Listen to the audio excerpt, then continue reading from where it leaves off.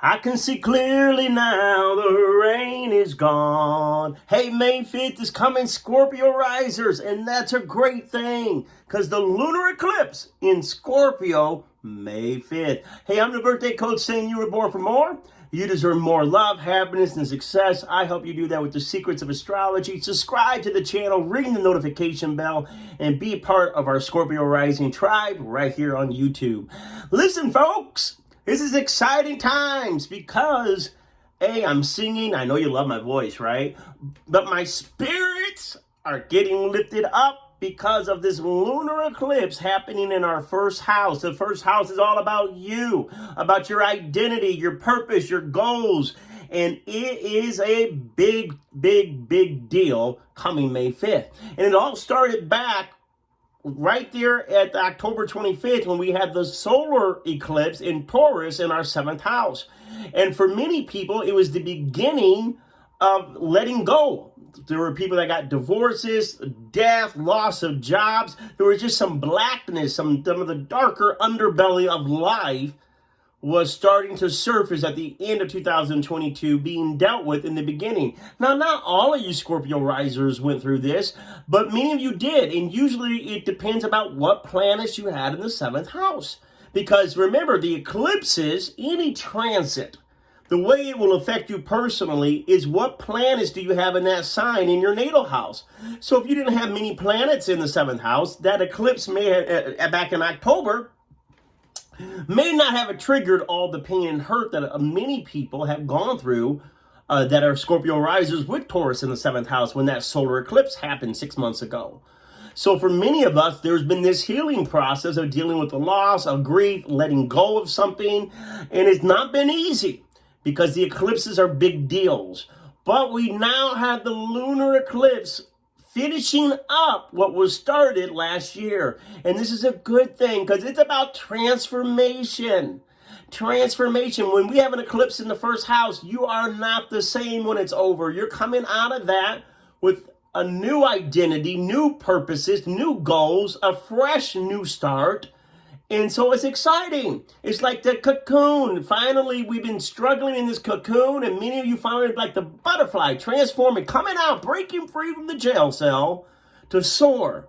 And we'll see more of that after May. But right here in May 5th, there's still a little bit of letting go because the lunar is about releasing.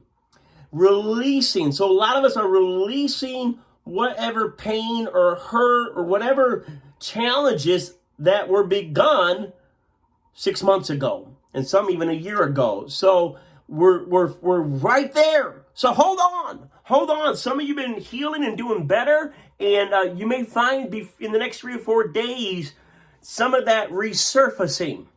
So you thought you were completely healed, but all of a sudden the heart starts aching again, or you start wondering and questioning, should I go back? Are they coming back? Did I do the right thing? Why? Because, just like that old Bible preacher would say, the devil raises his head just before a blessing. And so, we're right before May 5th, and we're just a few days away. You may start feeling like some of that pain resurfacing. Let it resurface, but don't regurgitate it. Just let it go. Let it out of your pores. Don't give it too much thought. In fact, many of you are really close to your healing. You're really close to that being yourself, but a better self, a wiser self, a more whole self. The things that were being let go were no good for you. That's why we let go. That's why spirit lets go when the season's over. But a new season's coming right here May 5th, after that lunar eclipse. Many of you will be emerging out of that with a fresh new identity. Maybe new relationships, new careers, maybe new goals that you're passionate about. When you're healing, it's hard to stay passionate. It's hard to stay passionate when you're going through sorrow and grief. But that lunar eclipse in Scorpio in the first house is saying we're releasing these things that have hurt us, held us, brought us down. We're releasing it. We are, what are we doing? We're 8th house babies. Scorpio risers are 8th house people. We are transformers of pain. We take tragedy and we transform it. It's alchemy, baby. We take the shit and turn it into gold. Excuse my French. But your soul is getting ready to grow. It's no longer going to stay in that that limbo of pain. And so what are the new identities? Some of you have been hearing whispers in your spirit. Whispers. You need to start this. You need to start this. Maybe some of you want to start a business. Maybe some of you want to start a ministry. Maybe some of you want to start some type of new a health regime. But there's a beginning getting ready to happen, and it's a major part. It's you.